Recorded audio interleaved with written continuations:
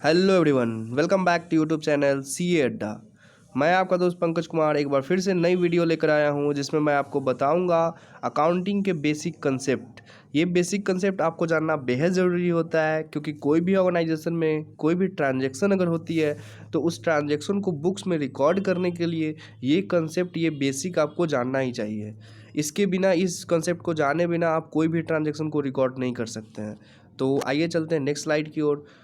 Friends, इस video में जो टॉपिक कवर करने वाला हूँ वो है what is an accounts. Accounts होता क्या है, उसके बाद क्लासिफिकेशन ऑफ अकाउंट्स, अकाउंट्स को कितने तरह से बांटा गया है, उसके बाद rules of accounting.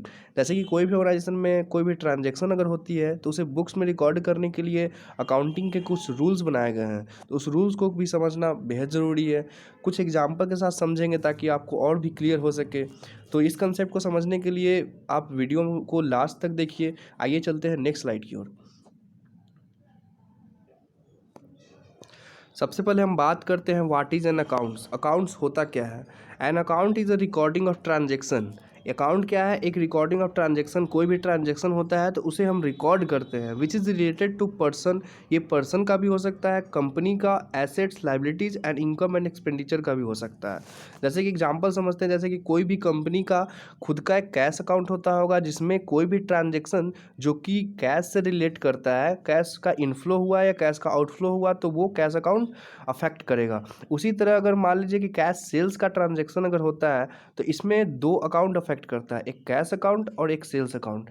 Cash account में भी इंक्रीज कर जाएगा कैश अकाउंट, और सेल्स अकाउंट भी इंक्रीज कर जाएगा। तो ये हुआ व्हाट इज एन अकाउंट्स। इसके बाद हम बात करते हैं क्लासिफिकेशन ऑफ अकाउंट्स। अकाउंट्स को कितने तरह से बांटा गया है। सबसे पहले अकाउंट्स को बांटा गया है, एक पर्सनल अकाउंट होता है, उसके बाद इम्पर्सनल अकाउंट। पर्सन को दो कैटेगरी में बांटा गया है, एक पर्सनल अकाउंट, दूसरा impersonal account. Further classified into two categories. Impersonal account को first real account and nominal account, तो मतलब कि तीन कैटेगरी में बांटा जाता है, एक personal account, real account and nominal account. ठीक है, तो इसके बाद हम समझते हैं, एक एक करके समझते हैं। सबसे पहले पर्सनल अकाउंट्स। पर्सनल अकाउंट होता क्या है। These are the accounts which are related to person, institution and companies. Person मतलब कि ये नेचुरल पर्सन की बात हो रही है यहाँ पे। इंस्टीट्यूशन मतलब कि आर्टिफिशियल पर्सन, वो भी पर्सन के कैटेगरी, पर्सनल अकाउंट की कैटेगरी में फॉल करता है। और कंपनीज, किसी कोई ऑर्गेनाइजेशन, वो भी पर्सनल अकाउंट्स की कैटेगरी में फॉल करता है। एग्जाम्पल यहाँ पे बैंक अकाउंट दिख रही है आपको। बैंक अकाउंट मतलब कि कोई भी ये फाइनेंशियल इंस्टीट्यूशन हो गया तो ये भी पर्सनल अकाउंट की कैटेगरी में फॉल करता है। डेटर्स अकाउंट कोई पर्सन का होगा, क्रेडिटर्स अकाउंट ये भी कोई पर्सन का होगा। ड्राइंग्स अकाउंट जैसे कि कोई भी कंपनी में ड्राइंग का मतलब होता है कि withdraw cash, cash from the company. तो ये ड्राइंग जो करता है वो कोई कंपनी का प्रमोटर करता होगा, या तो डायरेक्टर करता होगा, या कोई ऑनर करता होगा, तो वो भी एक पर्सन ही करता है, तो इसलिए ये पर्सन अकाउंट की कैटेगरी में फॉल करता है। इसके बाद हम समझते हैं rules for personal account. Personal account के रूल्स क्या क्या हैं। यहाँ पे देख रही हो कि डेबिट द रिसीवर, जो रिसीव करता है उसे हम लोग डेबिट करते हैं। एंड क्रेडिट द गिवर, जो देने वाला है उसे हम लोग क्रेडिट करते हैं। तो ये है rules of personal account. Personal account का रूल है debit the receiver and credit the giver. तो अब इसे हम समझते हैं एक एग्जाम्पल से। यहाँ पे एग्जाम्पल आपको दिख रही है, paid Ram private limited 10,000 by cheque. सबसे पहले हम बात कर लेते हैं यहाँ पे कि कितने अकाउंट यहाँ पे हैं। फर्स्ट है Ram private limited. Ram private limited है, ये भी एक आर्टिफिशियल पर्सन हो गया। और सेकंड यहाँ पे चेक। चेक तो पेमेंट कौन कर रहा है। चेक आपको अगर मिली तो चेक आप सबसे पहले आप बैंक में जाएंगे, बैंक आपको पैसा देगी, तो इसलिए ये एक बैंक अकाउंट। यहाँ पे दो अकाउंट, एक राम प्राइवेट लिमिटेड और ये एक बैंक अकाउंट, यहाँ पे दो अकाउंट यहाँ पे है। तो इसके बाद हम समझते हैं कि राम प्राइवेट लिमिटेड कौन से अकाउंट में फॉल करता है। तो हमने देखा कि पर्सनल अकाउंट के डेफिनेशन में कोई इंस्टीट्यूशन, कोई पर्सन, उसे हम लोग पर्सनल अकाउंट के कैटेगरी में फॉल करवाते हैं। तो ये एक आर्टिफिशियल पर्सन है, इसलिए ये पर्सनल अकाउंट के कैटेगरी में फॉल करता है। और बैंक एक फिनेंशियल इंस्टीट्यूशन हो गया, ये भी पर्सनल अकाउंट के कैटेगरी में फॉल करता है। अब इसके बाद हम देखते हैं कि रूल्स क्या बोलता है पर्सनल अकाउंट का। पर्सनल अकाउंट का रूल्स में हम लोग देखें कि debit the receiver and credit the giver. तो डेबिट द रिसीवर, रिसीवर कौन है यहाँ पे, पैसा मिल किसको रहा है, राम प्राइवेट लिमिटेड को पैसा मिल रहा है, इसलिए वो रिसीवर है, इसलिए हम लोग उसको डेबिट करेंगे। उसके बाद बैंक पैसा गिवर कौन है यहाँ पे? बैंक पैसा दे रहा है इसलिए वो गिवर है, इसलिए इसको हम लोग क्रेडिट करेंगे। तो ये हुआ एग्जाम्पल पर्सनल अकाउंट का। इसके बाद हम समझते हैं रियल अकाउंट। रियल अकाउंट किसे कहते हैं? Real accounts deals with all tangible and intangible of a firm, tangible and intangible assets of a firm. ठीक है, तो सबसे पहले हम समझते हैं कि टेंजिबल एसेट्स होता क्या है। Tangible assets are the assets which can be seen, touched, felt physically, जिसको हम लोग देख सकते हैं, जिसे हम लोग टच कर सकते हैं या जिसे हम लोग फील कर सकते हैं फिजिकली, उसे हम लोग कहते हैं टेंजिबल एसेट। जैसे कि एग्जांपल यहाँ पे machinery, building, plant, land, etc, इसे हम लोग बोलेंगे टेंजिबल एसेट्स। इनटेंजिबल एसेट्स क्या हो गया? Intangible assets are the assets which cannot be seen, touched, felt physically, जिसे हम लोग टच नहीं कर सकते हैं, जिसे हम लोग देख नहीं सकते हैं, फील नहीं कर सकते हैं, उसे हम लोग इंटेंजिबल एसेट्स कहते हैं।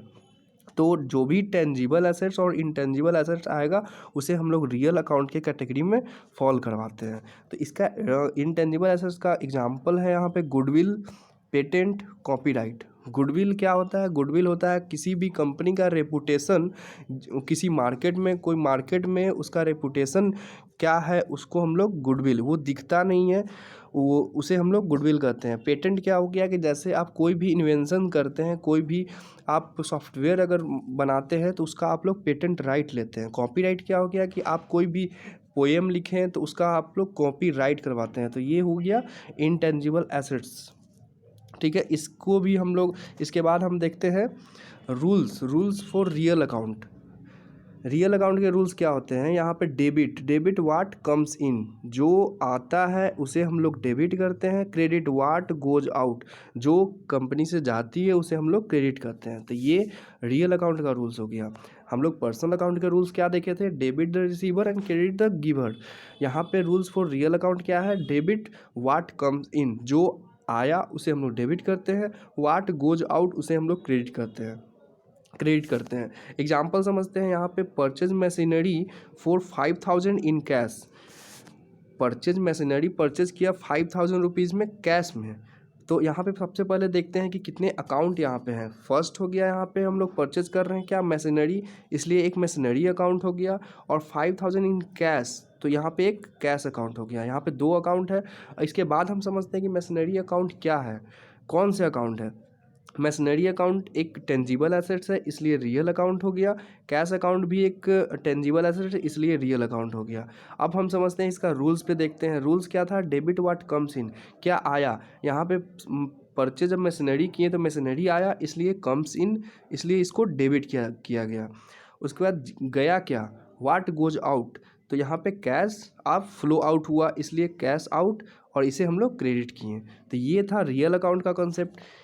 इसके बाद हम लोग लास्ट देख लेते हैं नॉमिनल अकाउंट। नॉमिनल अकाउंट किसे कहते हैं? Accounts related to expense, expense से रिलेट करता है। Losses, income and gains are called nominal account. Expense क्या होता है? कोई भी खर्च करते हैं आप, जैसे कि salary paid to the expense staff, audit fees to the auditor, ये सब एक्सपेंस में हो गया। लॉसेस क्या हो गया? जैसे कि कोई भी आप मशीनरी सेल किए, कोई भी स्टॉक सेल किए तो उसमें आपको लॉस हुआ तो उससे हम लोग लॉस करते हैं। उसके बाद इनकम एंड गेंस में डिफरेंस होता है। इनकम क्या होता है कि जैसे कि आप, इनकम हो गया कि रिकरिंग नेचर पे वो आपको इनकम मिल रही है, उसे हम लोग इनकम के कैटेगरी में डालते हैं। और गेंस क्या हो गया कि ये रिकरिंग नेचर में नहीं होता है, ये कभी कभी होता है। जैसे कि आप कोई भी जैसे कि कोई भी एसेट्स अगर आप सेल करते हैं तो उससे आपको प्रॉफिट हुआ, उसे हम लोग गेंस में कैटेगरी में डालते हैं। ठीक है, तो एग्जांपल्स क्या हो गया? नॉमिनल अकाउंट का एक सैलरी अकाउंट, ये एक्सपेंस है। इंटरेस्ट अकाउंट, अगर आप इंटरेस्ट पेड कर रहे हैं तो आपके लिए ये एक्सपेंस हो गया। अगर आप इंटरेस्ट रिसीव कर रहे हैं तो आपके लिए ये इनकम हो गया या तो गेन हो गया। Profit on sale of assets, ये क्या हो गया? इनकम नहीं, ये गेन्स के कैटेगरी में डालते हैं, क्योंकि ये रेकरिंग नेचर में नहीं है। आप हमेशा एसेट को सेल नहीं करते हैं, डेली सेल नहीं करते हैं, कभी कभी सेल करते हैं, इसलिए आपको प्रॉफिट हुआ, इसलिए ये गेन हुआ। गेन की कैटेगरी में डालते हैं। अब नॉमिनल अकाउंट्स के रूल्स के बारे में समझते हैं कि इसका रूल्स क्या है। पर्सनल अकाउंट के रूल्स क्या था? Debit the receiver, credit the giver. Real account का क्या था? Debit what comes in, credit what goes out. Nominal account का रूल्स क्या है? यहाँ पे बोलता है debit all expenses and losses, जो भी एक्सपेंस एंड लॉसेस है उसे हम लोग डेबिट करेंगे, and all income and gains उसे हम लोग क्रेडिट करते हैं। ठीक है, तो एक्सपेंस एंड लॉसेस जो भी होगा उसे हम लोग क्रेडिट करते हैं, और जो भी इनकम एंड गेन्स होगा उसे हम लोग क्रेडिट करते हैं। इसे भी हम समझते हैं एग्जाम्पल के साथ। एग्जाम्पल यहाँ पे salary paid to the staff 10,000। तो सबसे पहले हम देखते हैं कि यहाँ पे कितना अकाउंट कितना है। तो फर्स्ट है salary account and paid to the staff 10,000। अगर यहाँ पे बता देता हूँ कि अगर कोई भी यहाँ पे इंफॉर्मेशन नहीं है कि क्या कैश में वो पे किया है या तो चेक में किया है, तो हम लोग एज्यूम करते हैं कि वो कैश में पेमेंट हुई होगी। अगर चेक से पेमेंट हुआ होगा तो यहाँ पे बाई चेक यहाँ पे लिख देगा या तो थ्रू चेक। ठीक है, तो सैलरी अकाउंट एक अलग अकाउंट, एक कैश अकाउंट, यहाँ पे दो अकाउंट यहाँ पे है। तो अब देखने की बात है कि सैलरी अकाउंट कौन सा अकाउंट है। तो सैलरी अकाउंट एक एक्सपेंस हो गया। एक्सपेंस मतलब कि नॉमिनल अकाउंट है। और कैश क्या है, कैश टेंजिबल एसेट्स है, इसलिए ये रियल अकाउंट आ गया। ठीक है, अब समझते हैं कि सैलरीज अकाउंट का रूल्स, नॉमिनल अकाउंट का रूल्स क्या कहता है। रूल्स यहाँ पे आप देखे हैं, पिछले स्लाइड में देखें क्या था, all the expenses and losses debit करेंगे, all income and gains credit करेंगे। तो यहाँ पे ये सैलरी अकाउंट क्या है, सैलरी अकाउंट यहाँ पे एक्सपेंस है, इसलिए इसको डेबिट किए। ठीक है, इसके बाद cash real account, real account में रियल अकाउंट का क्या था, वो अकाउंट ये रूल्स था वहाँ पे, debit watt comes in, credit was goes out. तो यहाँ पे पैसा जा रहा है इसलिए गोज आउट हो गया, इसलिए इसको क्रेडिट किया। ठीक है, इसके बाद नेक्स्ट एग्जांपल समझते हैं, डिस्काउंट रिसीव 5,000। यहाँ पे देखने की बात है सबसे पहले कि अकाउंट कितने हैं, एक डिस्काउंट, तो डिस्काउंट अकाउंट हो गया। रिसीव्ड 500, तो इसे भी हम एज्यूम करते हैं कि कैश में वो मतलब कि डिस्काउंट रिसीव हुआ होगा। ठीक है, इसके बाद डिस्काउंट अकाउंट को हम देखते हैं कि कौन सा अकाउंट है। डिस्काउंट अकाउंट एक रिसीव हुआ तो आपके लिए इनकम हो गया, इसलिए ये नॉमिनल अकाउंट में हो गया, फॉल करता है। कैश अकाउंट क्या है, रियल अकाउंट है, रियल अकाउंट। अब इसके बाद नॉमिनल अकाउंट का जो रूल्स था, रूल्स क्या था, all the expenses and losses debit and all the income and gains credit. तो यहाँ पे ये आपका इनकम था, इसलिए गेन्स, इनकम गेन्स था, ये डिस्काउंट अकाउंट गेन्स हो गया, इसलिए इसको क्रेडिट किया गया। और कैश अकाउंट रियल अकाउंट का रूल्स क्या था, debit watt comes in and credit was goes out. तो कैश अकाउंट कम्स हो रहा है, यहाँ पे आ रहा है, इसलिए इसको हम लोग डेबिट करते हैं। ठीक है, तो ये थी। और इसे लिखने के लिए क्या होता है कि सबसे पहले अकाउंटिंग जब बुक्स में आप लिखते हैं तो डेबिट को फर्स्ट में लिखेंगे और क्रेडिट को नीचे में लिखेंगे। मतलब कि फर्स्ट में डेबिट वाला एंट्री होगा और सेकंड में क्रेडिट वाला एंट्री होगा। ठीक है,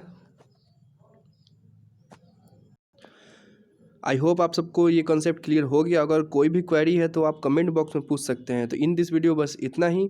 अगर आपको ये वीडियो अच्छा लगा हो तो लाइक करें, चैनल को अगर अभी भी सब्सक्राइब नहीं किया तो सब्सक्राइब कर दें, और नोटिफिकेशन के लिए बेल आइकन को प्रेस कर दें। तब तक के लिए सी अड्डा के साथ जुड़े रहिए। Thanks for watching this video.